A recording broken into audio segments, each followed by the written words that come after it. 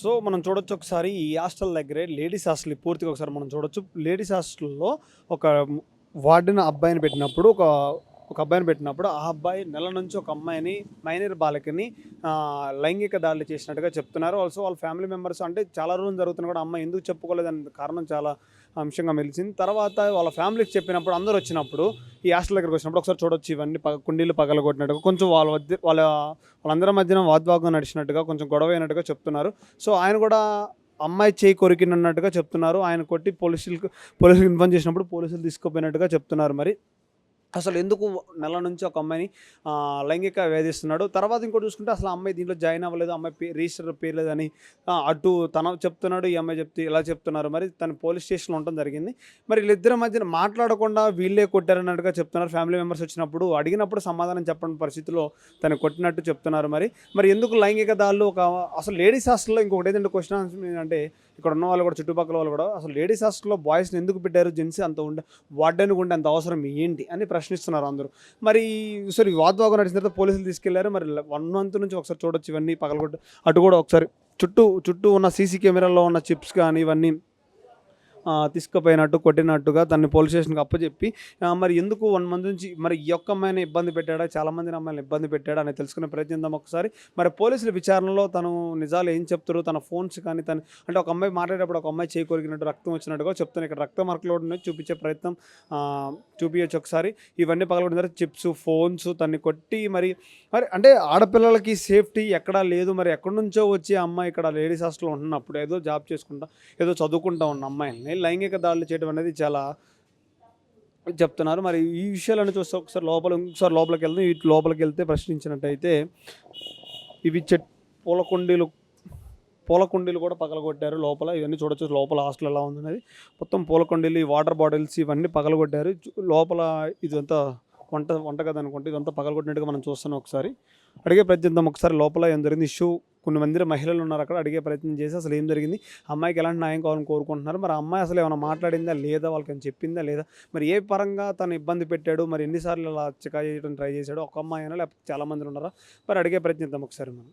Welcome to red TV, నేను వంశీ. ఈరోజు మనం ఎన్ఎన్పి ఎగ్జిక్యూటివ్ హాస్టల్ దగ్గర ఉన్నాం అనమాట. సో మాదాపూర్లో ఉంది హాస్టల్లో. కొంచెం మైనర్ బాలకమైన హాస్టల్లో వాడని కొంచెం ఇబ్బందికరంగా మాట్లాడడం కానీ అత్యాచారం చేయడానికి ట్రై చేసినట్టు చెప్తున్నాం. వాళ్ళతో మాడే ప్రయత్నం ఒకసారి.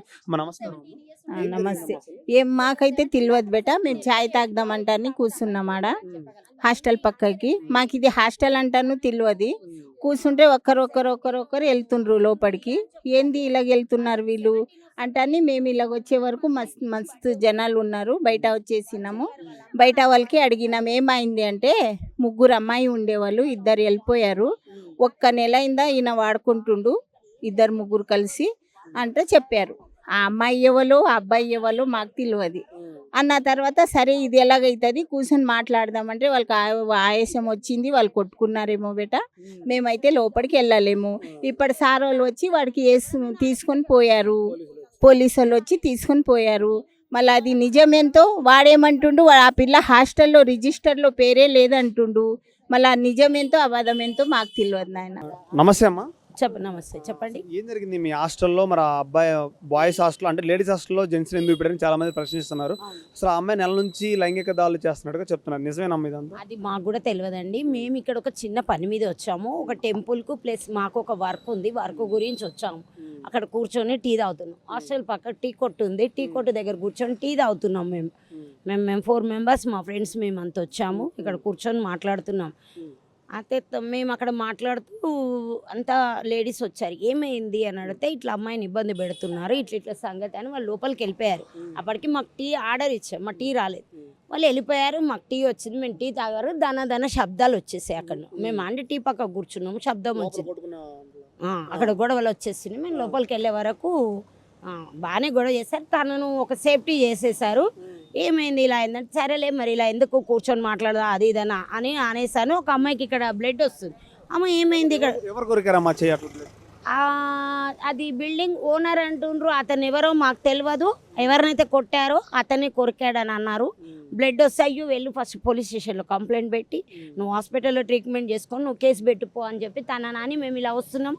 పిఎస్ నుంచి సార్ వాళ్ళు వచ్చారు. సార్ వాళ్ళు అతన్ని హ్యాండ్ ఓవర్లో వేసుకొని వీళ్ళందరినీ పిఎస్కు పంపించేశారు. వాళ్ళు వెళ్ళాక ఇతను వెళ్తాడో లేడో అని మేము ఇక్కడ నిలబడి చూసాము. సార్ వాళ్ళు అతన్ని హ్యాండ్ ఓవర్లో పెట్టుకొని తీసుకెళ్లారు. ఇది ఇంతవరకు మేము చూసాము. మైనర్ బాలిక అని చెప్తున్నారా అమ్మ? అమ్మ అయితే మీరు ఏమైనా మాట్లాడారా? లేదండి, మేము ఆ అమ్మాయిని చూడను లేదు, మాట్లాడలేదు. హ్యాండ్ కొరికారని చెప్పారు కదా, ఆ అమ్మాయి వేరు ఈ అమ్మాయి వేరు. ఆమె పెద్ద వయసు, తను వచ్చి 35 ఉంటుందో, 30, 32 ఆ 5 మధ్యలో వరకు ఉంటుంది. తను ఒక అమ్మాయి పడిపోయింది, ఆమెను ఇలా లేపబోయిందంట. ఆ అమ్మాయి లేపబోయిందంట, ఇతన్ని కొడుతున్నారు కదా, ఆమె హ్యాండ్ దొరికిందేమో, మరి అలా పట్టి కొరికాడేమో, మరి తెలియదు. అది లోపల జరిగిందని మేము చూడలే కదా నాన్న. లోపల ఇష్యూ మొత్తం కంప్లీట్ అయ్యాక మేము వెళ్ళాం, కానీ ఇష్యూ ఉండగా మాత్రం మేము చూడలేదు. మేమే అతనే వెళ్తూ ఇప్పుడు సార్ వాళ్ళతో వెళ్తూ అసలు అమ్మాయి హాస్టల్ లేదు, ఎవరు అనుకుంటూ వెళ్ళాడు అంతే. అది ఒకటి విన్నాం మేము, అంతవరకే తెలుసు. లేడీస్ హాస్టల్లో అబ్బాయిలు ఎందుకు పెట్టారు వార్డెన్ గా అంటే మీరేం చెప్తారు? మేము కూడా అదే అంటున్నాము. లేడీస్ హాస్టల్లో అతను ఎందుకు ఉంటున్నాడు, ఎందుకు ఉంచున్నారు? ఇప్పుడు లేడీస్ ఆది పరాశక్తి లాగా అన్నిట్లో ఉంటుంది, తను అన్ని చేయగలుగుతుంది కదా. ఏ వర్క్ గురించి అతను ఉంచారో అది రీజన్ ఏందో ఇప్పుడు పిఎస్లో సార్ వాళ్ళకి ఏం చెప్తారో వాళ్ళు ఏం మాట్లాడారు. మేము కూడా అక్కడ వెళ్తున్నాము, మేము కూడా తెలుసుకుంటాము. ఒక ఆడపిల్లకు అన్యాయం అవుతున్నప్పుడు మేము కూడా చూడాలి కదా. ఆ అమ్మాయి కూడా మన బిడ్డ లాంటి బిడ్డనే కదా. న్యాయమా ధర్మమా ఏంటనేది మేము కూడా చూడాలి. చూడంగానే కాదు, ఇప్పుడు మీడియా మీ అందరు చెప్తున్నాం, మేము కూడా రీజన్ అక్కడ పోయి చూస్తేనే కదా మాకు కూడా తెలిసేది. మేము కూడా పిఎస్కి వెళ్తాము, చూస్తాము. ఒక ఆడపిల్ల గురించి మేము కూడా హెల్పింగ్ చేస్తాం, మేము కంపల్సరీ హెల్పింగ్ చేస్తాం. మేము ఇప్పుడు ఎక్కువగా మనం చూస్తే లైంగిక దాడులు బాలికరమైన అంటే చిన్నపిల్లల మీద ఎక్కువ జరుగుతూ ఉన్నాయి.